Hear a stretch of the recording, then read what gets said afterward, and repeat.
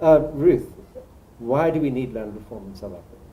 Well, I think that there's both a historical reason, which is people want land because there's been land dispossession, massive land dispossession, and that has shaped our society. It's shaped white privilege, it's shaped black poverty, and people are saying we want to reverse that. So there's a historical grievance, but also there's a very contemporary question, which is about people wanting access to well-located land.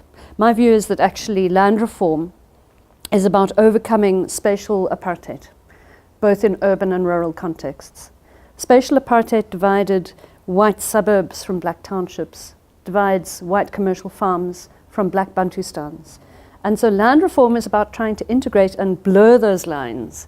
And of course, that's about changing the structure of our economy. And will this potentially contribute to addressing the three evils of poverty, inequality, and high levels of unemployment?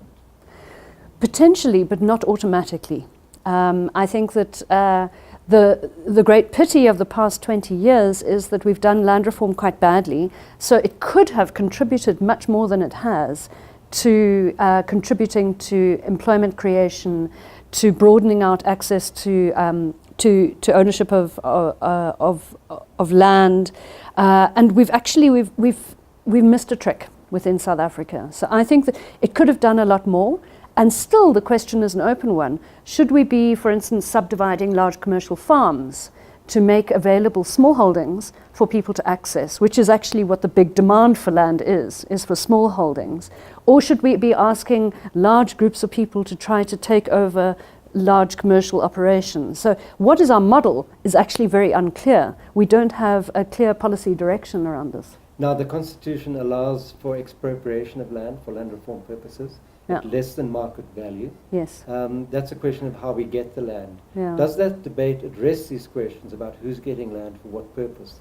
Or if it does not, is it a distraction from those key problems? Well, I think that our best guide about what have been the challenges of land reform and what should be done now is contained in the report of the high-level panel that was appointed by Parliament and which reported in November 2017. And what it said is that the problems of land reform are very, very well understood. Firstly, there's been no clear policy, there's been poor political leadership, there's been corruption, and there's been mismanagement. Plus, only 0.4% of the budget, of the national budget, is going to land reform. And of course, that's not just for buying the land, it's also employing civil servants to run a program. So I think that what that high-level panel report shows is that, in fact, the problem has not lain with the Constitution, but there is no plan.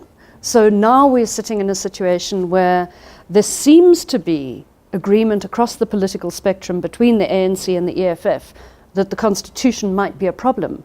In fact, the high-level panel says it's not the problem. The Constitution provides for expropriation of land. It says that there should be just and equitable compensation, and that can take into account 5 criteria, but it could be 0. But I think that the key thing with the Constitution is that the state has never chosen to use its constitutional powers to confront private property owners, for instance, people who own land that's under land claims, and say, sorry, you hold this land, but there's a land claim, we're going to expropriate it. So I think that the question of expropriation is crucial. There must be expropriation. Otherwise, existing owners of land dictate our whole land reform process. So but that's separate from compensation. Yeah. Right. So we need to distinguish between expropriation as a mechanism and the degree of compensation we pay. Now, the high-level panel also makes the assertion that because of poor political leadership, and because of the disregard of the requirements of the Constitution to secure people's rights, that in fact expropriation without compensation, i.e. dispossession, is happening to black South Africans on a large scale at the moment. Yeah. And in a way, the debate about expropriation is distracting us, taking our attention away from millions of people in communal areas, on farms, and in informal settlements who are actually less secure now than they were before. What's your comment on that? Well, exactly. I think that a lot of the media hype around expropriation without compensation is because of its potential to challenge the property interests of wealthy white property owners. In fact, what we've seen since 1994 is an ongoing process of land dispossession. And most of those being dispossessed, as you say correctly, are former farm workers and labour tenants, people living in communal areas.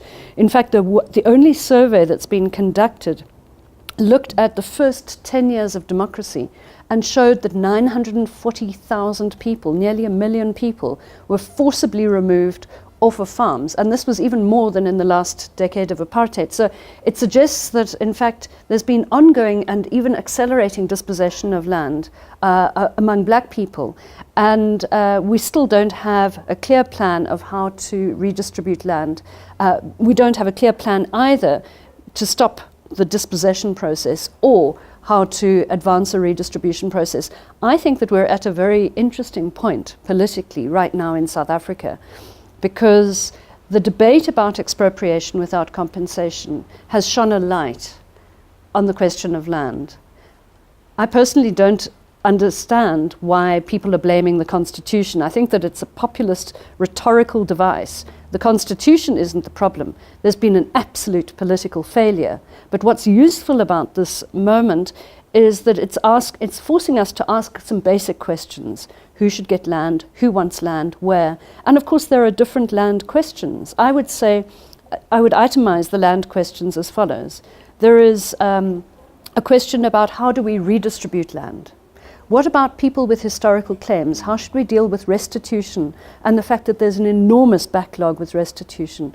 There is a question around communal areas and the powers of traditional authorities. There's the question of people living on commercial farms and the rate of evictions. There is a huge urban land question as well. So I would say that there are a number of land questions. And can I just add that partly I've learned through your own research, but also my own research in communal areas, that in fact there has been political leadership of a rather reactionary kind. In fact, elite capture has been taking place in land reform, in redistribution, to some extent in restitution as well, but in communal areas the powers of chiefs have been used to enrich themselves and their families in cahoots with big business and so on. Chiefs are also selling land and imposing tribal levies on people. Now this has happened under the watch of government. In a sense, the ANC government has promoted elite capture. So it has been political leadership, but of a rather particular kind. So is there not a political crisis at the moment as to the question, who is going to drive a progressive, pro-poor land reform program? Yeah. Well, I think that's it's an enormous question. Is there political will to drive such a process, and where could we see that political will emerging? I think it's absolutely correct to say that there's been elite capture. My own research has shown that it's both urban business people, but also big agribusiness companies who are becoming involved in strategic partnership deals, who are cashing in on the land reform process. So often we're seeing quite fake deals where people, for instance, farm workers are signed up as beneficiaries, but actually somebody else is controlling the enterprise. So I think that we are now at a bit of a turning point. I think that we're at a turning point where we have to go back to the basics, which is the question of why we're doing land reform. Who is it for? What is the outcome that we're looking for? What would a land reformed South Africa look like? What would a land reformed countryside look like?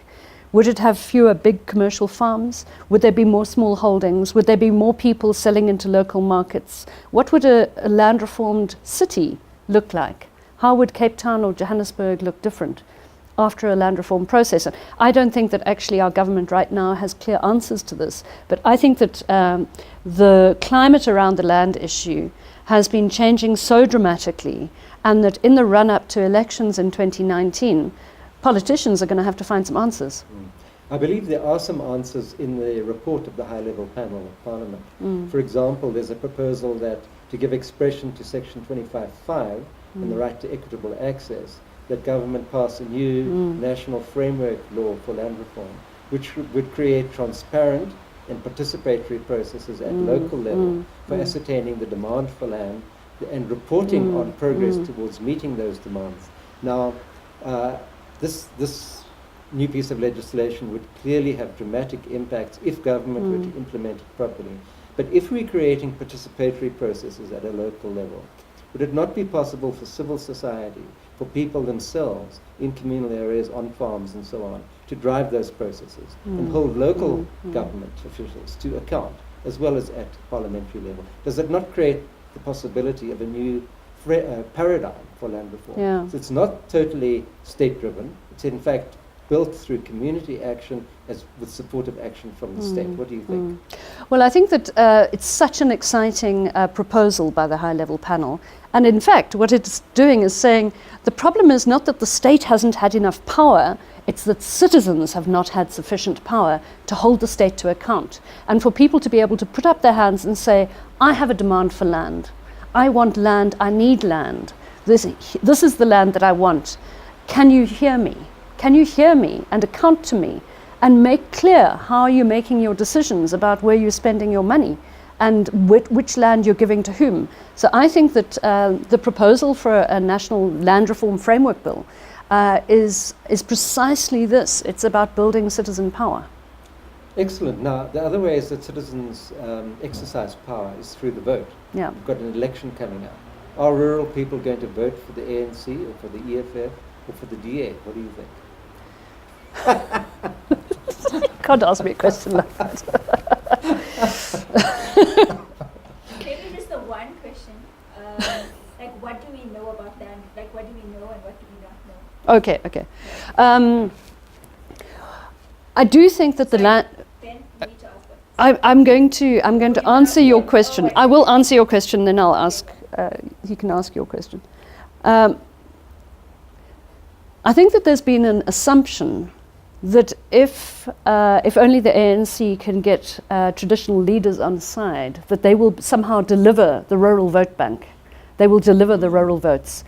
We don't know if that's really the case or not. My view is that actually people have not voted traditionally around land issues, but this could be changing. Okay, we watch that space. What do we know about land reform? Is there good data on it? And what do we not know about issues of land reform? Okay, there's an enormous amount that we don't know.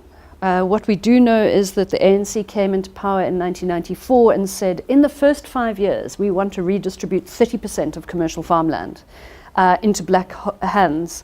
And that actually, here we are sitting in 2018, and only about 8% of commercial farmland has been redistributed or restored through the restitution process.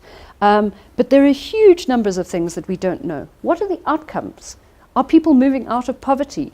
I think that there's been a huge gap in terms of monitoring and evaluation, looking at what are the outcomes of the land reform process. A lot of people are also saying, who owns what in South Africa? And we don't have good data on that. There have been 2 failed and flawed land audits produced by the state, one by Agri South Africa. And the answer is generally that the state doesn't even seem to know what it owns. And of course, because there are many parts of the state, it's particularly state-owned enterprises, municipalities, there's no good data on this. So I think that we actually have quite a poor picture, both of who owns what within the country, but also the question of who wants what or needs what.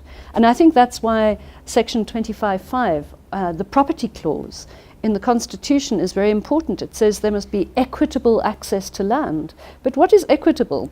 Presumably, equitable means those people who have the greatest need should get priority. But we don't have a clear system or method of assessing who needs what and therefore who should be prioritized. We simply don't have it.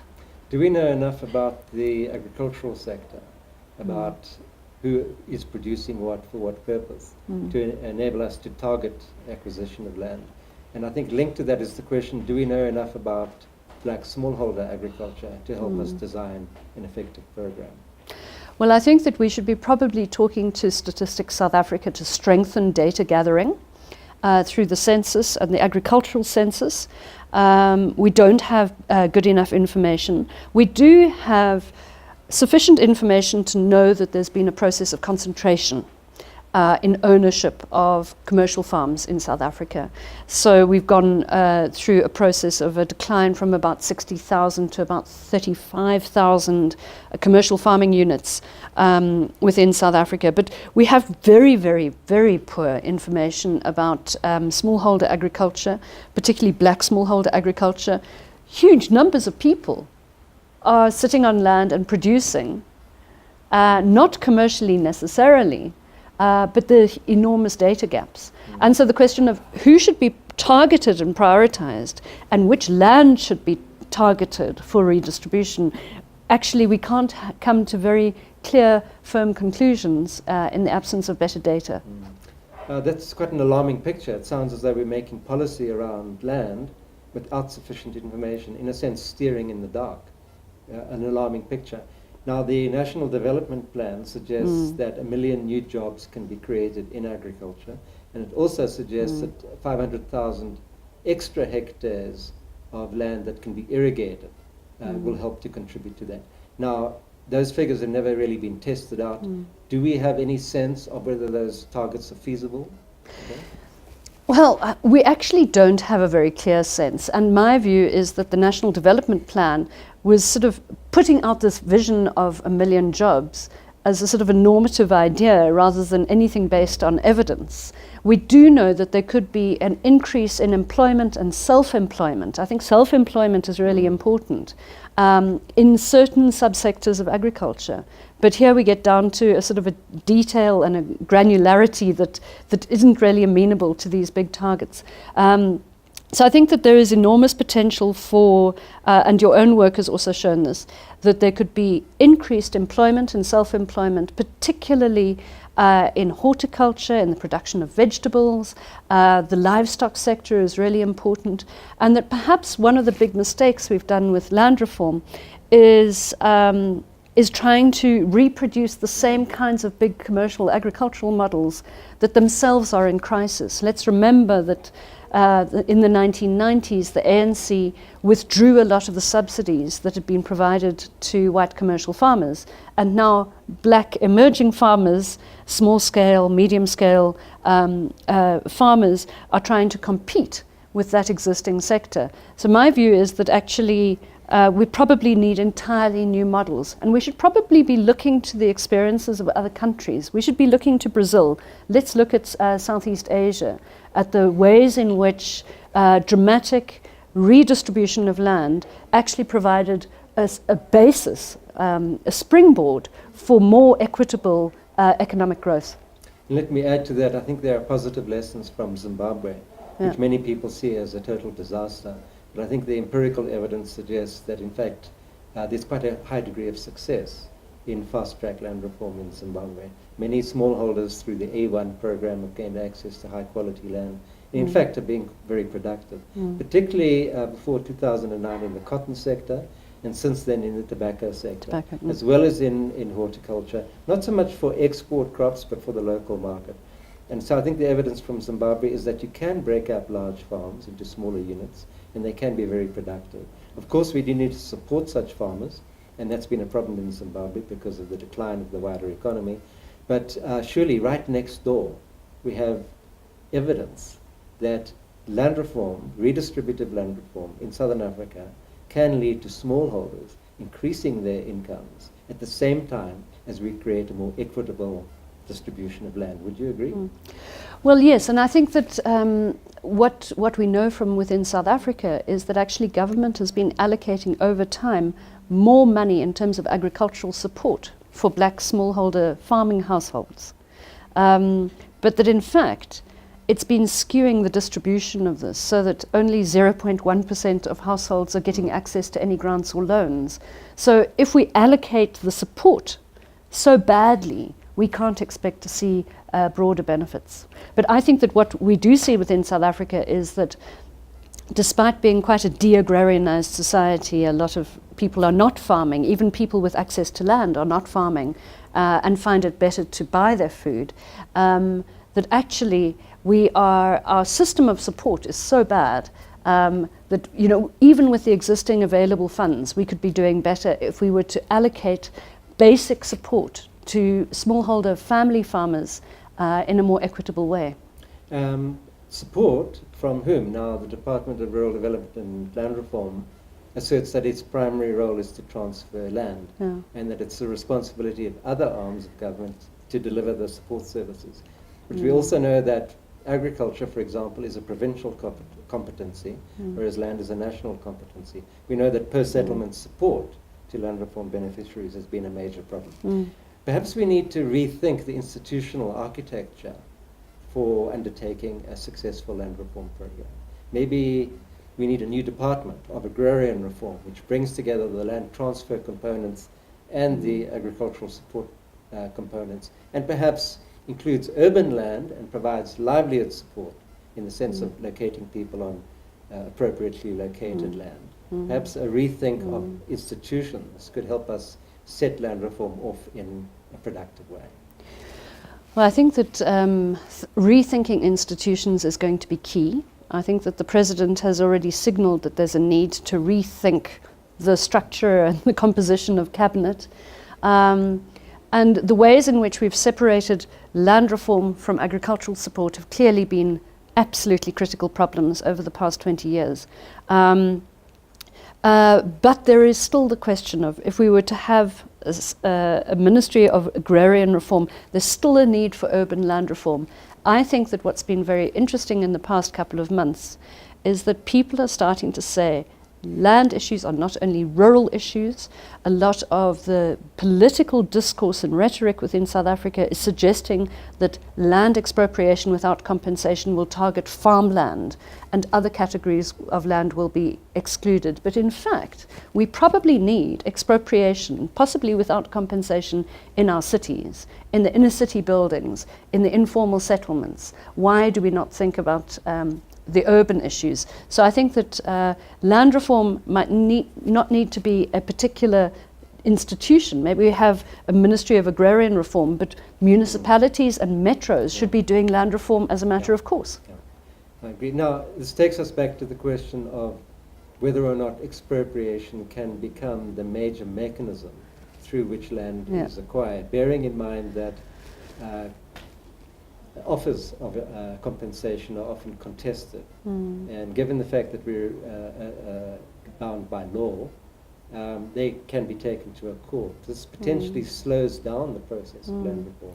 So even if we find ways to give effect to the Constitution, provide just and equitable compensation in cases of expropriation, there may be question marks about whether or not it can ever become the major mechanism through which land is acquired. Well, I think that it's very important to clarify that we have an expropriation bill in Parliament. Presumably it's going to be passed in the coming period. And after that, expropriation, of course, is an administrative process. The state, the Ministry of Public Works, can expropriate properties.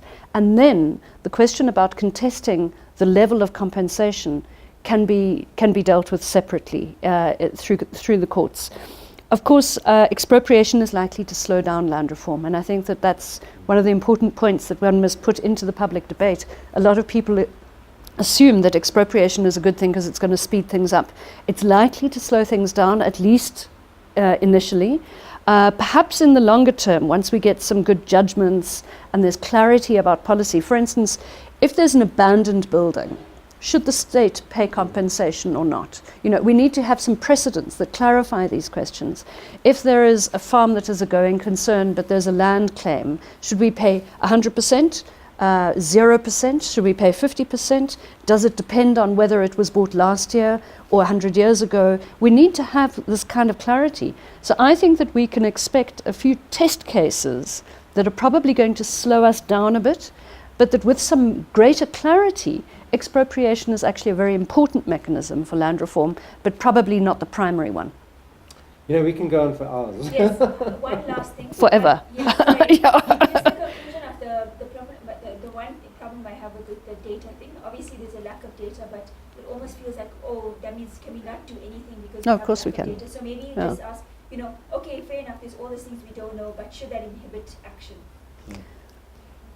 There's a lot we don't know. Yeah. To some extent, we are making policy in the dark. What are the implications of this? Should we stop doing land reform, or should we proceed while setting in place the mechanisms to collect data and monitor and evaluate performance? What's the balance between proceeding and slowing down in order to understand what we're doing? I think there's no political option to slow down. I think the imperative is to speed up, but to go on the basis of what we think we know. And what I would say is that what we know is that there's massive demand for land, and that over 85% of people who say that they want land are wanting half a hectare or less. And what they're wanting is very well located land.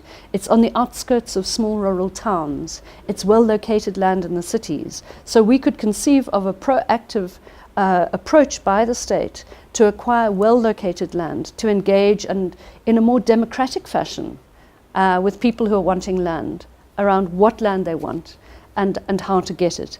And then, yes, I think that we need to start to say, how poor are you as you enter the system? Are we giving you support?